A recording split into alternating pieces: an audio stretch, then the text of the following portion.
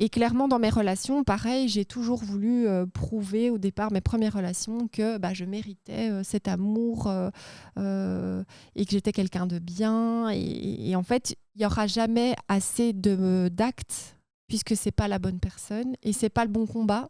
En fait, c'est ça, c'est beau ce que tu dis. Et voilà, en fait, c'est pas le bon combat. Je me suis rendu compte que ma plus grosse relation, c'était un échec et j'étais responsable de ça. Parce qu'en fait, je ne m'aimais pas et j'ai toléré des choses inacceptables. Et tout ce que je voulais, c'est qu'ils me disent « Mais si, t'es une personne incroyable, regarde tout ce que... » Et en T'as fait, besoin qu'ils te valorisaient parce que tu n'arrivais pas à le faire. J'aurais pu poser tous les actes du monde, ça n'aurait jamais suffi, en fait.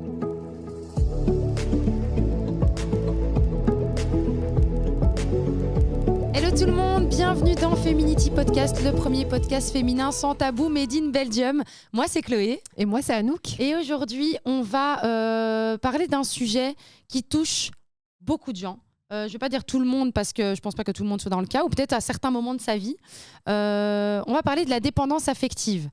Alors il faut savoir que si vous avez besoin, et ça c'est très important, d'un coaching, Anouk, tu es coach en dépendance affective. Mais toi, tu as envie de l'amener différemment. J'ai envie de parler de maturité affective. Alors, c'est vrai que ce que tu as dit, c'est qu'on est tous plus ou moins dépendants de manière affective dans nos vies, à différents âges, de manière plus forte ou moins forte. Ouais.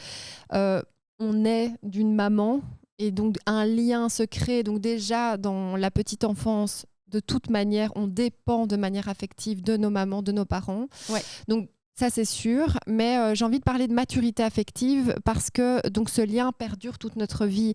On ne pourra jamais effacer certains liens, notre histoire, nos blessures, des choses peut-être même inconscientes qu'on a vécues et qui sont là, dont on n'est vraiment pas... on ne perçoit pas forcément... Non, parfois il y a des petites choses qui t'arrivent qui en fait... finalement, ont parfois un impact de fou que tu peux d'ailleurs délivrer dans tout ce qui est thérapie alternative, etc. Totalement. Dans et tu n'en es pas conscient. Par exemple, ouais. C'est parfois moi, c'était un cauchemar, par exemple. Il y avait un cauchemar qui avait été hyper impactant. Exact. Mais si on te dit, tiens, est-ce que tu as un cauchemar que tu conscientises comme ça, tu vas dire, bah non, je ne sais pas, pas forcément. Ça me fait rien, quoi. Ouais, non, dis, oui, voilà. c'est juste un cauchemar. Et c'est juste c'est pas tout à fait. Mais d'amener cette idée de maturité affective, c'est important parce qu'en fait, c'est apprendre à être au clair avec ce qu'on a pu vivre dans notre vie, nos limites, nos peurs, nos blessures et pouvoir grandir en fait et pouvoir conscientiser progressivement dans nos réactions de tous les jours, dans nos comportements et se dire ok, là je suis en train de réaliser que ce comportement-là, il est lié à ça et donc ok, il faut que je prenne du recul, il faut que je me pose, il faut que j'en parle et c'est très important parce que on va pas totalement... J'ai pas envie de dire guérir parce qu'en fait c'est normal en fait en tant qu'être humain d'avoir des dépendances et des liens. On est des gens de contact et de relations. Oui, donc limite c'est normal. Enfin c'est pas de la dépendance mais c'est plus c'est compliqué un peu finalement. C'est inhérent au fait d'être un être humain. Voilà, quoi qu'il arrive. Donc c'est plutôt cette conscientisation et cette maturité dans nos relations. Et on a reçu un invité, tu as reçu un invité qui parlait d'autosuffisance. J'aime beaucoup cette idée parce que j'aime pas trop le côté indépendance, tu vois, dépendance affective, maturité. C'est soit l'un, soit indépendance, l'autre. Oui, tu vois, tu as l'autonomie. Ça veut dire que tu peux fonctionner seul, tu n'as pas besoin des autres, mais tu as quand même besoin de ce cadre, mais ce que je veux dire, c'est que tu peux faire les choses par toi-même, sans l'aval, sans la valorisation, sans la reconnaissance des autres. Moi, j'irais même plus loin. Ouais. C'est que pour moi, cette autosuffisance émotionnelle, c'est à ce moment-là, en fait, la possibilité de se dire « je me choisis ». Exact. Donc, en fait, c'est « je peux être avec quelqu'un d'autre ». Donc, oui, j'ai besoin de quelqu'un d'autre peut-être pour fonctionner mieux. Si, et seulement si, cette personne m'apporte un cadre sain, bienveillant et dans quelque chose où on est deux personnes à part entière et où on avance ensemble. Tu vois, c'est pour moi, en fait, au-delà de ça, de se dire j'ai besoin de personne. C'est pas j'ai besoin de personne, c'est que dans le cas où la personne est nocive ou toxique ou pas saine, à ce moment-là, je m'autosuffis. Ouais, ce que je voulais dire, c'était plus que le mot indépendance, ce qui va pas, c'est que par exemple, quelqu'un dans un travail, tu fais un travail, une fonction. Quand tu es autonome dans ton travail, tu peux travailler seul, mais tu as besoin quand même de certaines de support pour voilà, certaines choses. ou de certaines personnes pour pouvoir faire en sorte que le process avance. Oui, mais voilà, il y a des interdépendances. Ça. Mais être indépendant dans ton travail, tu fais n'importe quoi. Je veux dire, tu peux pas aller dire ok, moi je fais ça et tu poses pas de questions au service avant, après les conséquences. Tu peux pas faire ça. Dans un projet, il y a plusieurs parties prenantes. On interroge. Enfin voilà. Et tu peux jamais évoluer. Mais tu peux travailler. En fait. Voilà, c'est ça. Mais tu peux travailler en toute autonomie. Mais c'est un peu le même principe, tu vois. Et maintenant, c'est vrai qu'on parlait des relations amoureuses, mais clairement, il y a plusieurs domaines dans lesquels la relation de dépendance affective se fait ressentir. Le premier foyer, c'est la famille. Après, effectivement, tu as les relations amoureuses et le travail parce que ça peut poursuivre vraiment les gens jusque là-bas. Et tu sais quoi, j'ai envie de te dire les relations, comme tu disais, famille, etc. et amoureuses. Mais il y a beaucoup de gens qui sont aussi en dépendance affective amicale. Grave. Et on n'en parle pas assez parce qu'on parle souvent de la dépendance affective amoureuse. Oui. Mais la dépendance affective amicale, c'est vraiment aussi quelque chose. C'est un vrai sujet. Ultra présent. Je veux dire, moi, par exemple, plus jeune, j'avais vraiment beaucoup. Moi, j'ai toujours été quelqu'un, j'ai eu beaucoup. Enfin, on en parlera dans un autre podcast. Moi, j'ai été victime un peu d'harcèlement scolaire en étant enfant. On en parlera dans un autre podcast, donc c'est pas le sujet. Mais du coup, ça a amené que quand j'avais une amie, c'était ma meilleure amie. Et j'étais vraiment jalouse si cette personne avait des liens aussi forts qu'elle avait avec moi, avec d'autres personnes. J'étais très possessive et c'était genre, c'est moi. Exact. C'est moi ton double. C'est avec moi qu'on t'associe et je supporte pas qu'on t'associe avec quelqu'un d'autre. T'avais peur que la personne t'échappe et qu'elle puisse... Encore une fois, j'avais peur, comme dans la dépendance affective amoureuse, c'est ça. J'avais peur de perdre l'autre parce que je m'identifiais à l'autre, je me caméléonisait à l'autre, tu vois, c'est vraiment le côté caméléon où tu as l'impression en fait que du coup tu ne t'autosuffis pas et que tu as besoin aussi de complètement t'effacer pour ressembler à l'autre, pour qu'elle t'aime. Et finalement, c'est ce puits sans fond, puisque c'est de l'amour que tu dois te donner à toi-même. Sinon, en fait, ça fonctionne jamais, l'histoire. C'est le même schéma que dans les relations amoureuses. Mais c'est le même schéma, exactement. Et c'est pour ça que je me dis, en fait, on n'en parle jamais. Enfin, j'ai rarement entendu quelqu'un parler de dépendance amicale, affective amicale, mais ça reste de la dépendance affective. J'ai quelques amis qui m'en ont parlé et des connaissances aussi qui l'ont vécu. Et moi, c'est plus aussi sur le lieu du travail où je me suis dit, ah ouais, à ce point-là, parce que désir de reconnaissance, valorisation. Mais vraiment, ça m'a frappée. Mais clairement, ça vient aussi on en parlera aussi dans d'autres podcasts parce que c'est des sujets à part entière, mais ça vient des blessures de l'âme et probablement que ce sentiment de besoin de combler à ce moment-là, tu vois, ça vient aussi peut-être des blessures type abandon, rejet, qui viennent de ton histoire d'avant. Bon, voilà, on va pas refaire. Mais est-ce qu'éventuellement, quelque chose te mettrait sur la voie de pourquoi tu as eu besoin de combler ou pourquoi tu avais peur et pourquoi tu avais besoin absolument de toute son attention, de toute son amitié que pour toi, voilà. Parce que... Bon, après, moi, j'ai fait beaucoup de thérapie alternative. J'ai fait de l'EMDR, donc il y a tout ce qui est trauma. J'ai fait de la constellation familiale, qui fait que, voilà, il y a beaucoup de choses que j'ai faites. Mais on va dire que, tu sais, on dit souvent que l'enfant, même avant même de naître, dans l'embryon, tu peux déjà créer des blessures à ce moment-là. Exact. Moi, par exemple, ma mère m'aime de tout son cœur. Je suis le cadeau de sa vie. Mais quand j'étais dans son ventre, elle a fait un déni de grossesse pendant quelques mois et je n'étais pas du coup de un voulu, de deux quand elle a su qu'elle était enceinte de moi parce qu'on lui a fait des remarques désobligeantes en mode parce qu'elle avait 42 ans en mode t'es pas un peu trop jeune pour encore avoir un enfant, tu sais, avec beaucoup d'ironie.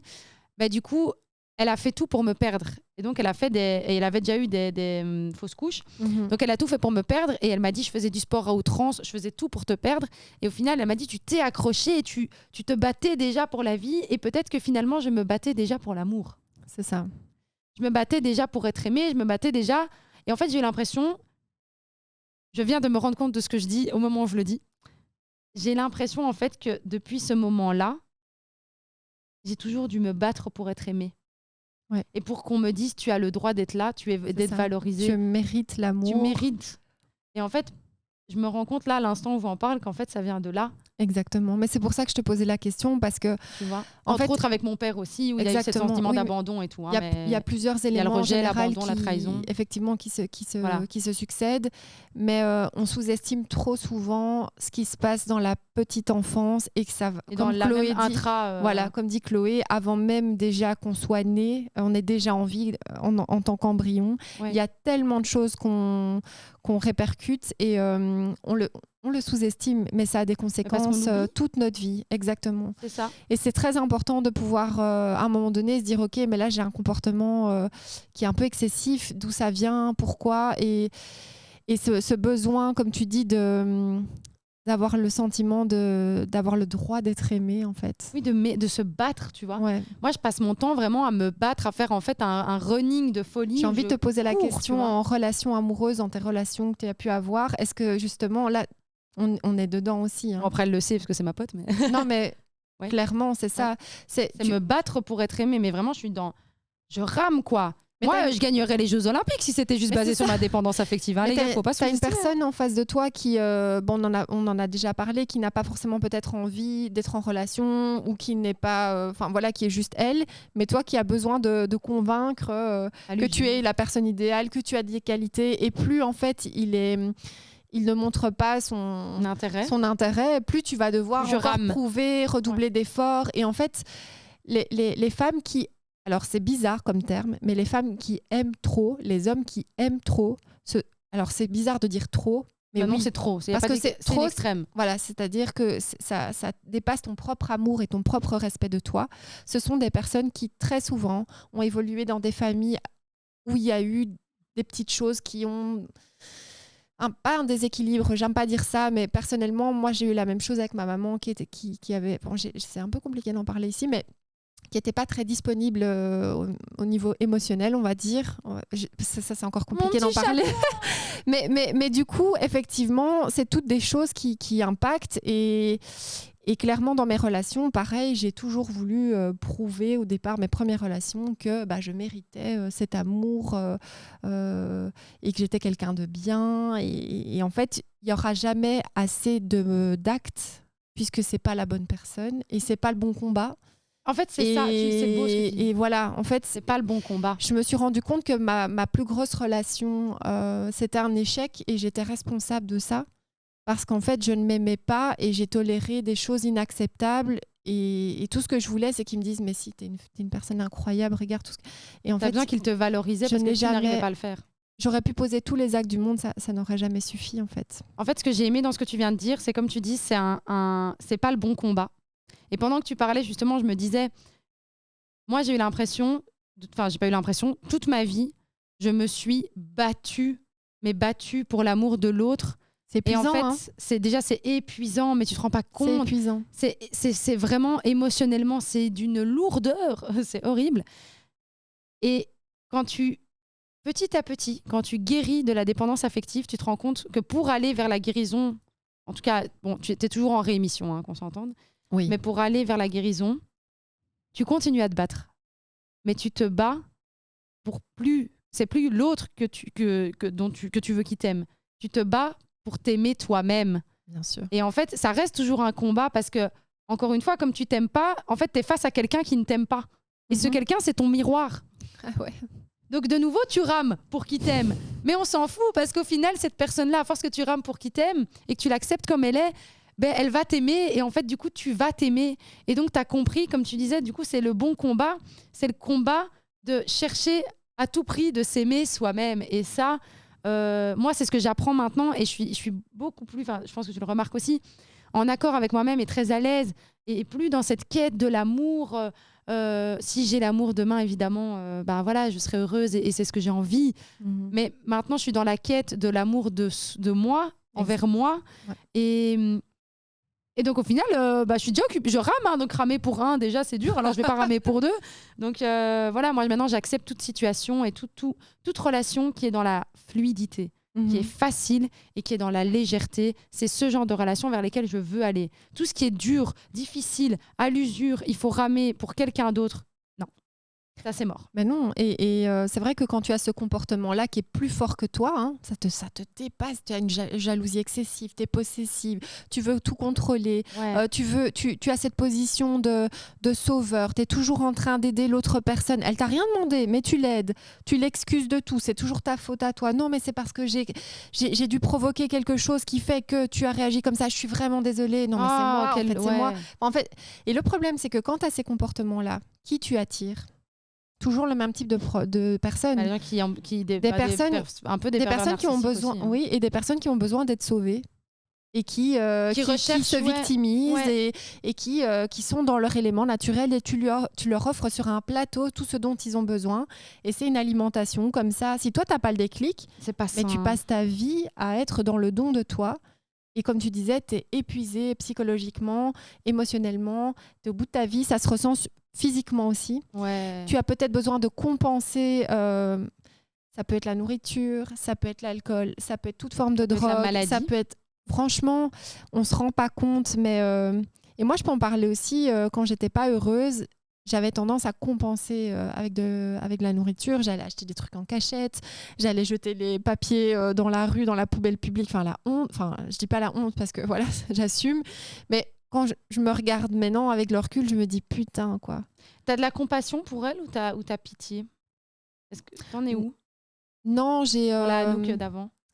Je me suis pardonné tout ça. Tu t'es pardonné? Ouais. T'as de la compassion? Oui. C'est... En fait, Jérém l'a dit là tantôt, on a eu une magnifique interview. C'est la petite Anouk, tu vois. Et en fait, aujourd'hui, je lui parle et je la comprends, et c'était le chemin obligé.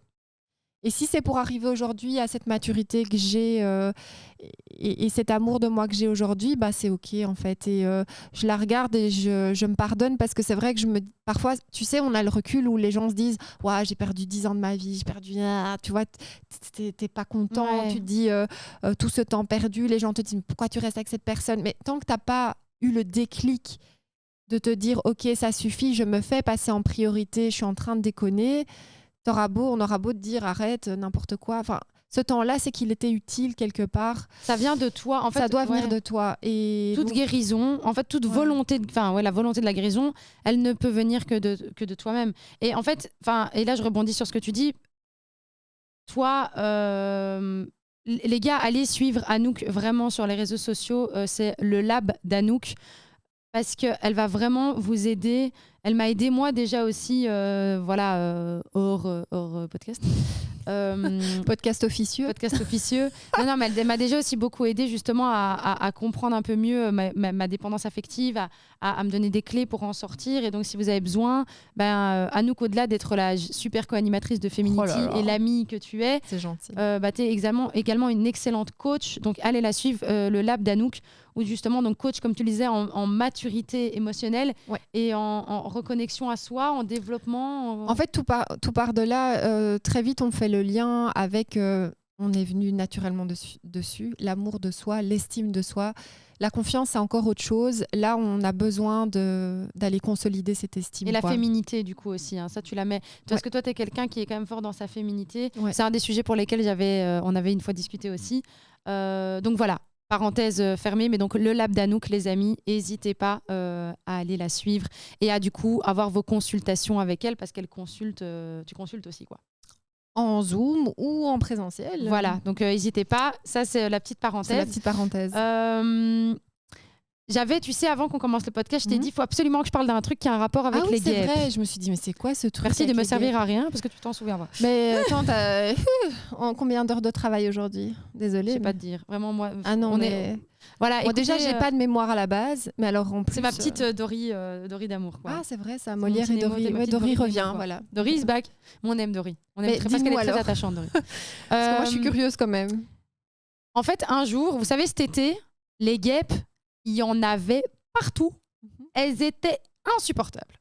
Et en fait, je me suis fait un petit parallèle. Je ne sais plus avec qui j'étais. J'étais assise en terrasse et il y avait une guêpe. Elle me lâchait pas la grappe. Et là, t'étais tartinée de miel ou... Ah mais je sais pas. Je crois qu'il y avait des phéromones, j'en sais rien ce que j'avais. Mais... Ah ouais, mais ça joue. Hein. Mais elle me lâchait pas la grappe. Et tout l'été, j'ai eu ça.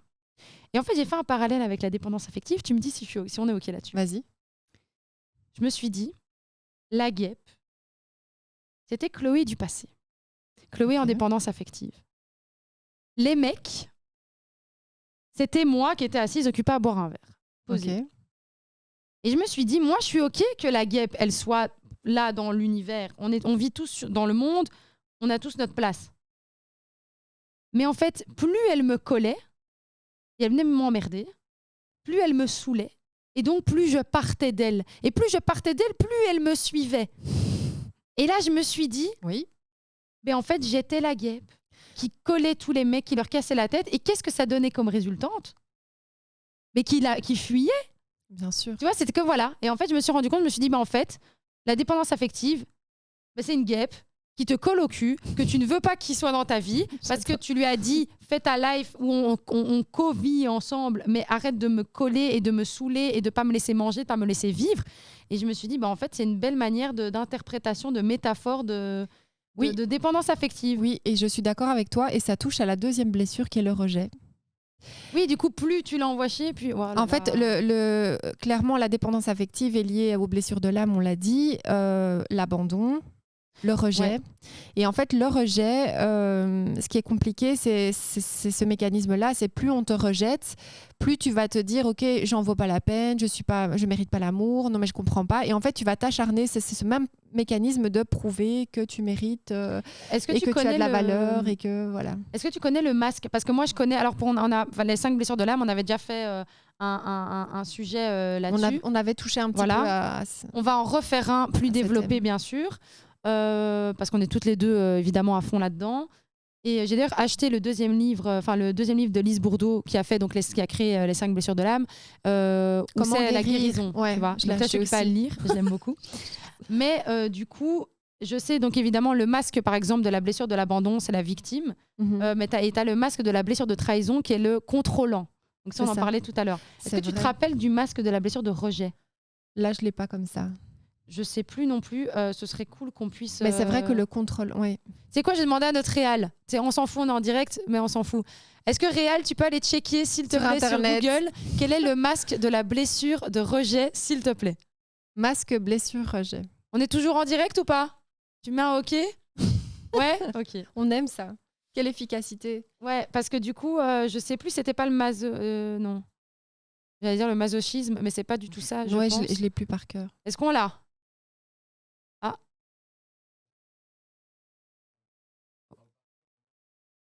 Voilà, du fuyant, tout à fait. Bah oui, forcément, rejet fuyant. C'est ça, en fait, c'est comme tu as peur d'être rejeté, mais tu préfères toi en fait partir en premier. Et c'est souvent, par exemple, des blessures de rejet, c'est des corps qui sont très... Bien sûr. Très fins, qui veulent pas qu'on les voit, qui sont, tu vois, mais qui se sont sentis rejetés. Tu sais, dans la blessure de l'abandon, on parle souvent des couples ensemble ou des familles qui sont hyper fusionnelles ou des amitiés fusionnelles. Ouais. Mais en fait, le fait d'avoir du mal à sortir de ça, mais en fait, le fait d'avoir peur de rentrer en relation est aussi une matérialisation de la peur de l'abandon, peut être. C'est-à-dire que complètement le fait de ne pas oser t'engager dans une relation ou d'être juste d'être en couple ou te dire en fait non, laisse tomber, parce qu'en fait tu as déjà peur de l'échec, de l'après, d'être blessé, de souffrir, du rejet, de l'abandon. Dans le futur et dans le passé quand tu es en blessure de l'abandon. Grave. Et ouais, c'est mais j'ai lu un truc très très très impactant et aujourd'hui je me dis waouh, c'est fort. C'est tu vois, les trahisons. Finalement, elles ont du bon. Est-ce que toi, ça te parle quand je te dis ça? Alors, attends. Je suis à vous dans un instant. Répète, les trahisons. Donc, en quoi ça rime en quoi la trahison peut être en fait un élément libérateur? Un élément libérateur? Carrément libérateur. Et plutôt à favoriser. Parce que c'est peut-être quelque chose que tu savais déjà dans le fond? En fait, trahison au sens large, hein, mais en fait, je te donne un exemple. On parlait du poids des familles, tu vois, on parlait du poids des familles, du fait de plaire, parce que bon, on va parler de la famille, ou sinon il y a trop de domaines, c'est un peu compliqué. Tu veux plaire, tu es dans la dépendance quelque part de le regard de ton père, de ta mère, de l'idée qu'ils avaient pour toi dans la vie, de tes projets, de ton métier, de leur éducation, de ce qu'ils projettent sur toi de réaliser dans ta vie. Ouais. Okay. Et en fait, nous, notre existence, c'est de se libérer s'inspirer un petit peu, enfin, on cherche notre voie quelque part. Ouais.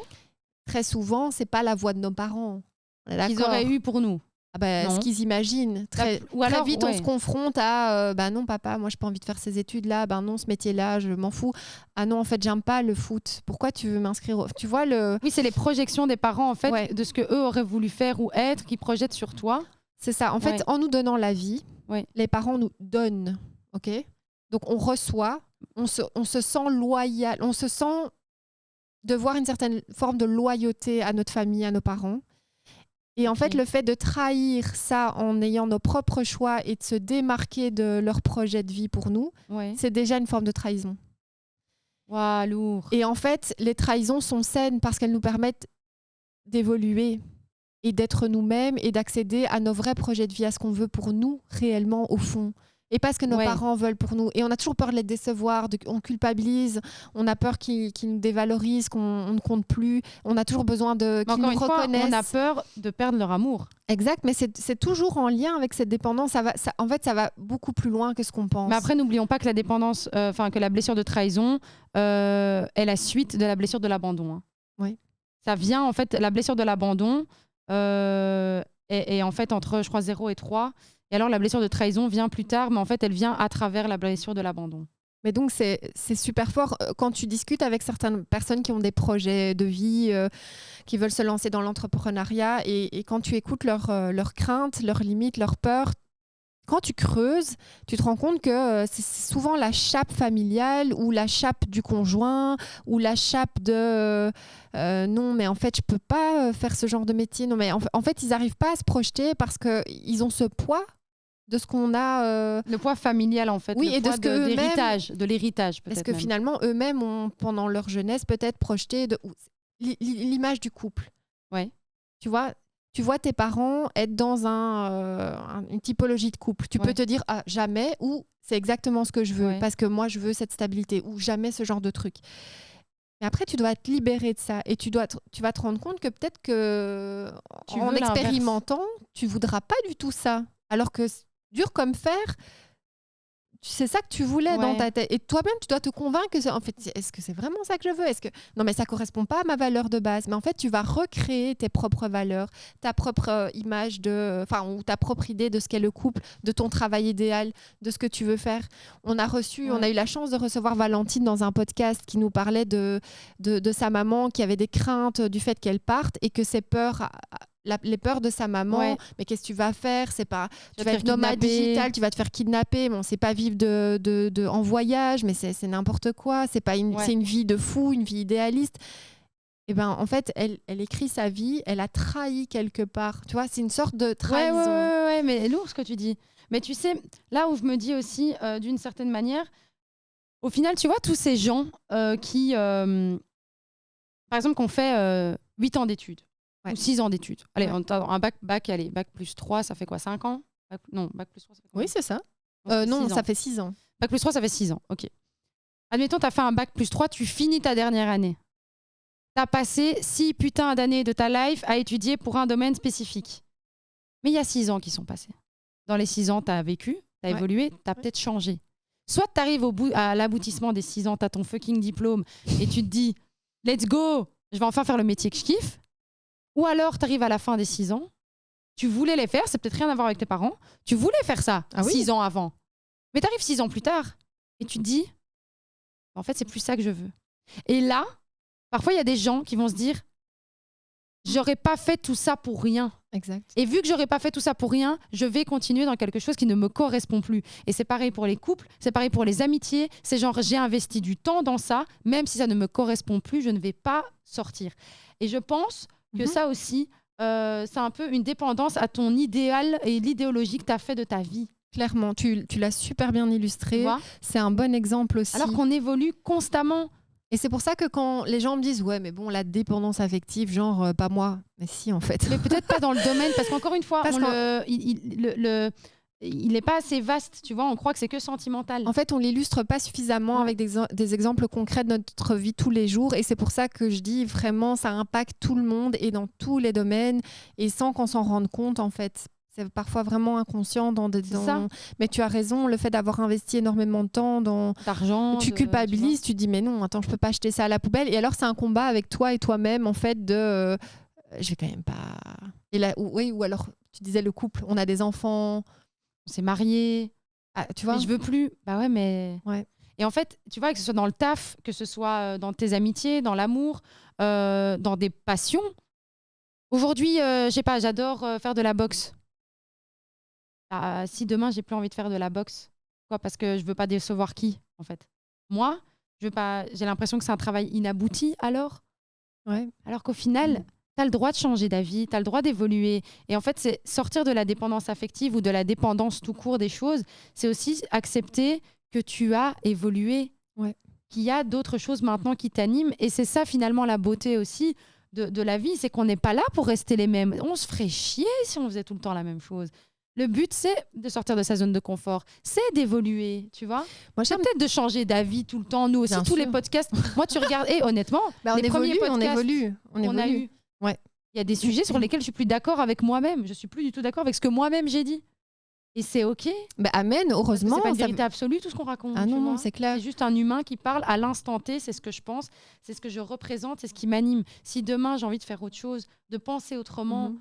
ou de faire un combat peut-être, enfin, de me battre pour un sujet pour lequel peut-être j'étais complètement à l'opposé à un moment donné, bah, j'ai le droit parce que je suis, et être, c'est changer d'avis peut-être. Ou c'est évoluer de toute façon. Moi, je pense à un petit truc qui m'est arrivé et qui m'est arrivé régulièrement dans ma vie. Et avec le recul, maintenant, je sais que c'est en lien avec la dépendance. C'est dans le cadre du travail, peut-être ça parlera à certains. Ouais. C'est quand tu as un boss, un manager, je sais pas, un chef, voilà, tout ce que tu veux, et que tu fais une sorte de mini transfert avec ton père, ta mère, je sais pas, tu vois, quelqu'un avec qui justement tu as ce lien de dépendance, mais à la maison. Ouais. Bon, t'es grand, t'es parti de la maison, et tu vas dans ce milieu du travail, et tu as ce boss qui est quelqu'un de peut-être plus sage, qui a un certain âge, et ça y est, en fait, tu crées sorte de relation Zarbi. Moi, j'ai eu ça avec des responsables. Et après, en fait, je me sentais mal de dire non, mais peut-être qu'en fait, je vais quitter ce job. En fait, ça ne me plaît plus. Tu m'as donné ma chance. Mais en fait, j'avais vraiment le sentiment de trahir la personne. Je culpabilisais de ne pas être bien, d'avoir envie d'autre chose, de me dire non, mais et en ça, tu vois, la trahison de dire mais je vais lâcher tout le monde. C'est comme si je les abandonnais, tu vois. De me dire mais elle compte sur moi. L'équipe va tomber. Ça va être une catastrophe. Et te dire ok, ben, je prends sur moi. Tant pis, je reste. Donc en ça, tu vois, parce que je pense qu'à un moment donné, je l'aurais vécu comme une trahison de me dire, en fait, ça ne me convient plus, je me taille, je prends un job qui me convient mieux, dans lequel je me sens heureux. J'étais prête à me dire, ok, je sacrifie ça, mon bien-être, pour ne pas trahir mon boss, quoi. C'est ton boss, quoi. Et donc, c'est ouf ce que et je tu suis racontes. certain que ça parlera à certaines personnes. Ah bah clairement. Certaines, oui. Certaines, on sait que vous êtes hommes et femmes. Je suis certain, mais je suis certaine que ça parlera à ça, certaines. c'est mon côté masculin qui voilà. Bah écoute, ça me choque que tu parles de ça parce que moi j'ai vécu ça très très très très récemment. Ah oui, c'est vrai en plus. Ah ouais, moi tu me lâches ça et je suis en mode oui. Ouais, moi j'ai vécu ça alors très récemment. Ça a été franchement, je l'ai vécu C'est une libération, non? Quand tu sors de ça. En fait, c'est une libération. Pas tout de suite. Pas tout de suite. C'est après douloureux, libération, pas parce que c'était pas génial ou pas parce que c'était pas sain, mais parce que à ce moment-là, voilà, tu as pris le pli de te dire je vais faire autre chose. Mais moi, je l'ai vraiment vécu comme une rupture. Ouais, mais c'est ça. C'est vraiment parce que j'étais tellement investie et en fait, je l'ai vraiment vécu comme une rupture où ça a été dur parce que, comme tu disais, tu projettes. Moi, tu vois, j'ai travaillé avec mon père à l'époque. En plus de ça, moi, j'ai travaillé avec mon père. Ça a été très difficile parce que on n'a pas la même vision du travail ou en tout cas pas la même vision des valeurs et des principes qu'on veut mettre dans la société. Et donc, travailler avec des gens avec qui tu n'as pas les mêmes valeurs et principes, c'est pas une bonne idée, comme avoir une relation de base, en fait. C'est compliqué. Ouais. Et donc, du coup, là, dans ça, en fait, moi, j'avais vraiment trouvé quelqu'un avec qui je travaillais, avec qui j'ai une super amitié. Et du coup, à un moment donné, c'était ultra compliqué parce que de dire, j'ai envie de partir pour moi, me développer et développer mes projets et pouvoir développer plus Feminity et d'autres choses. Mais j'ai pas envie de t'abandonner.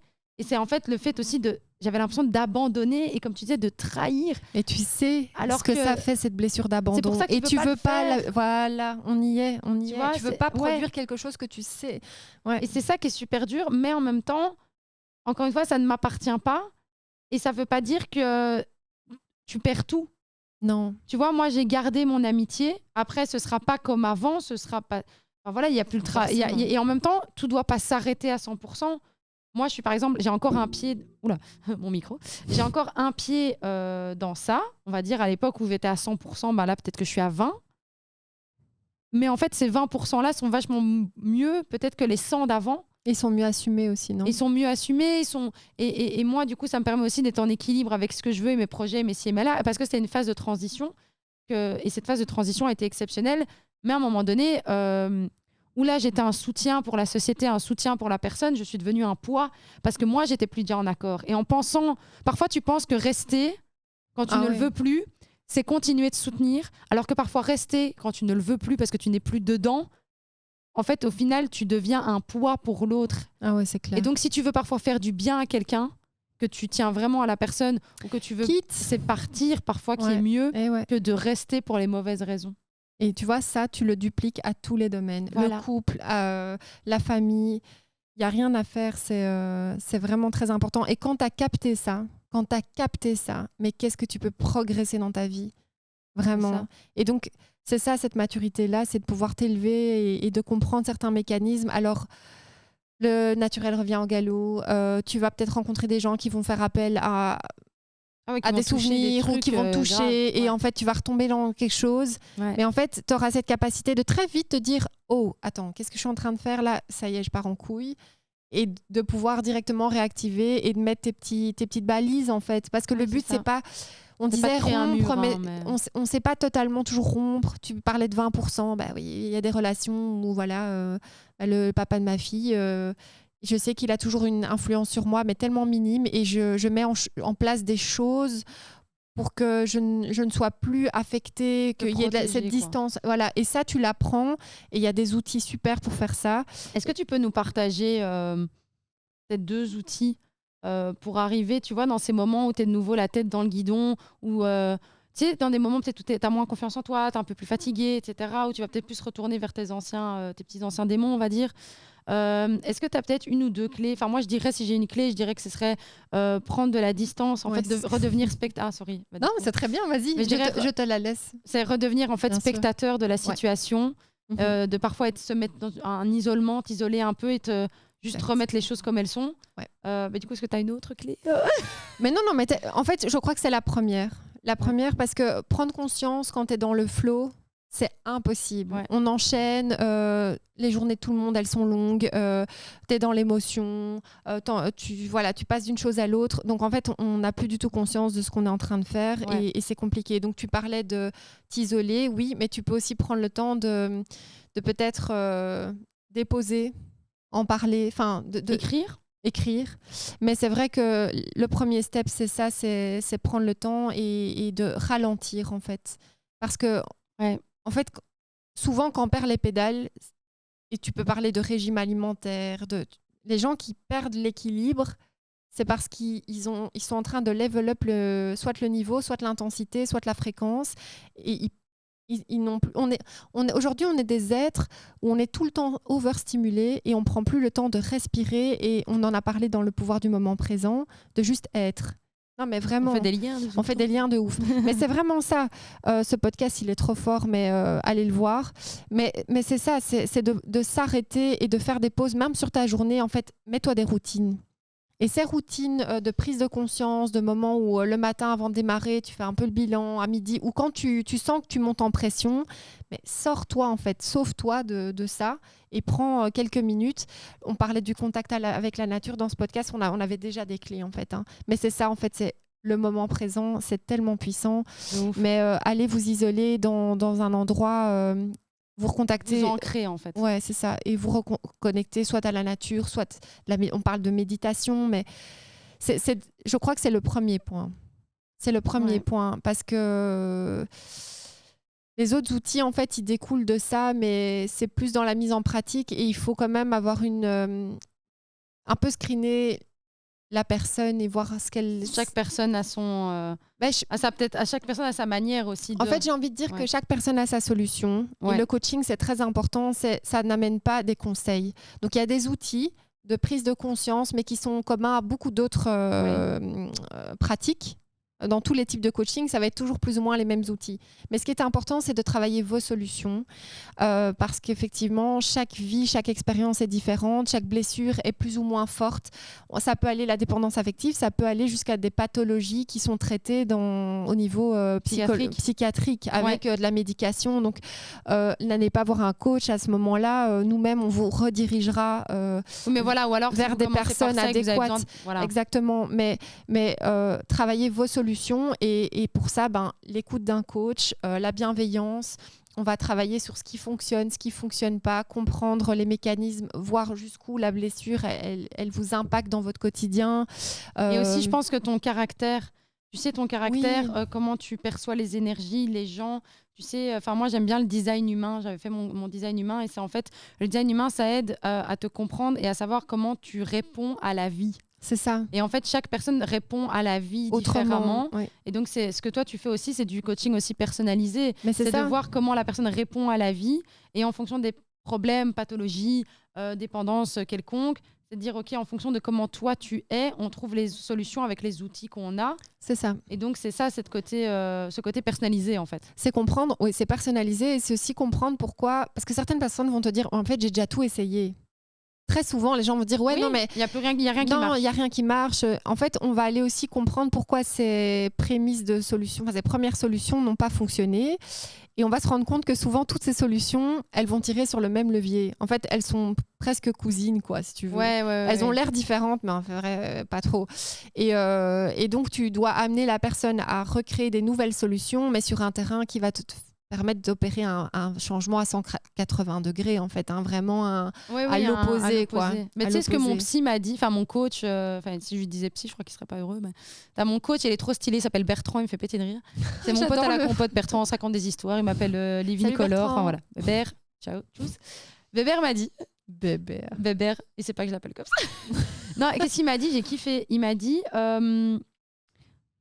Quand je l'ai appelé, je lui ai fait voilà, écoute, moi j'en peux plus, je veux sortir de la dépendance affective. Première chose qu'il m'a dit, il m'a fait en vrai, moi j'ai pas trop de pression. Je sais pas pourquoi. Il y a rien qu'à marcher, donc en vrai, si moi ça marche pas. Et en fait, je me suis dit, mais il est trop fort lui. Il m'a vraiment dit, t'as fait 25 000 trucs, il y a rien qu'à marcher. Moi j'ai pas de pression. Au pire des cas, ça marche pas. Donc je peux tout essayer avec toi parce que t'as déjà tout fait, donc je peux tout réessayer, retenter, machin, on est bien en fait. Et là, je me suis dit, putain, lui, il est chouette. Parce qu'il est parti du principe que, viens, on recommence. Oui, après, voilà. J'adore. Il y a vraiment... je pense que parfois, on peut prendre en tant que coach certaines casquettes un petit peu mentor, un petit peu... Et c'est là qu'on peut, du coup, amener des outils et des choses comme ça. Lui, il a pris une place très neutre, tu vois. Mais c'est la place du coach. Tu vois, c'est vraiment ça. Okay. Et déposer et on n'est pas des personnes, on n'est pas des gourous, on n'est pas. C'est vrai qu'il y a beaucoup de dérives sur les réseaux. Parce que maintenant il y a beaucoup de coachs aussi, mais il y a beaucoup de coachs et peut-être parfois les coachs aussi, il y a beaucoup de part d'ego aussi derrière chez certains coachs, de se dire au final, je veux que ça soit à ma manière, je veux que ça soit, je veux amener mon histoire. Après moi je vais pas vous mentir, Feminity c'est un peu c'est un peu notre thérapie aussi. Enfin, en tout cas, mais on ne fait pas du coaching. Enfin, oui, c'est un coaching auto-coaching alors. Oui, c'est un auto-coaching. On n'a pas la prétention de coacher des gens à ce moment-là. Quoi. Non, à ce moment-là, pas. Bon, sinon, dans la vraie vie, elle, oui. Mais oui, moi, mais là, pas. c'est une discussion entre copines. Mais là, une discussion entre copines, c'est juste de se dire, en fait, on a des révélations sur nos vies. Ouais. Et donc, et ce qui est génial, c'est de pouvoir en parler avec plein de bienveillance. Mais tout ce business derrière aussi, parce que moi, je ne vais pas vous cacher, il y a plein de choses sur Internet, etc. Mais parfois... beaucoup de gens comme Chloé, comme moi, on a déjà travaillé sur notre développement personnel, on a lu des bouquins, peut-être vous avez aussi on a fait plein de choses, vous avez peut-être utilisé je sais pas moi, la sophrologie, du yoga, de la respiration, tout ce que vous voulez. Et parfois, tout ce qu'on a besoin, c'est d'un rééquilibrage, c'est-à-dire pouvoir parler à une personne tierce. Et en fait, très vite, vous allez vous-même vous rééquilibrer parce que vous avez les outils, vous avez la conscience, mais on est nouveau dans le flow et on parlait d'outils. Un petit rééquilibrage, 1 heure chez un coach qui vous permet de vous remettre juste bien dans le viseur, quoi. Dans la clarté. Voilà, c'est ça. Ça suffit. T'as pas besoin de tirer une personne sur des séances et des séances. Mais c'est ça, c'est de la thérapie brève, en fait. C'est ça que toi, tu fais aussi. C'est de la thérapie brève, en fait. En fait, soit tu es une personne qui n'a pas encore pu peut-être prendre conscience de certains mécanismes, et là, forcément, il faut une période plus longue, et on apprend à se connaître, et je t'apprends à peut-être clarifier ce qui ne va pas, ou en tout cas comprendre avec certaines questions. Il y aura des choses où tu vas dire « Ah ouais, j'avais jamais pensé à ça. Ah oui, je réagis comme ça. » Donc là, je t'aide et il faut un peu plus qu'une séance. Mais pour des personnes qui sont déjà conscientes de pas mal de choses... Quelques séances suffisent. Oui. Après, c'est au cas par cas, évidemment. Et encore une fois, c'est personnalisé. Voilà. Tout à fait. En tout cas, lourd ce podcast. Hein. Lourd. Moi, j'ai senti vraiment une belle énergie, une belle connexion. Qu'est-ce que t'en penses ? Mais ça m'a fait tellement du bien de parler de ce thème parce que... Moi, je me sens réénergisée après. Ouais, mais moi aussi. Parce qu'on va aller manger après. Mais... Ouais, non, mais en revenant du taf, j'étais un peu en down. Et là, ça m'a réénergisée, ouais. Écoutez, les amis, moi, tout ce que j'ai envie de dire, c'est... Prenez soin de vous. Prenez soin de vous. Aimez-vous. C'était la journée de la santé mentale. Hein. C'était quand ça ? C'était hier. C'était hier ? Ouais. Ah bah voilà. La journée de la santé mentale.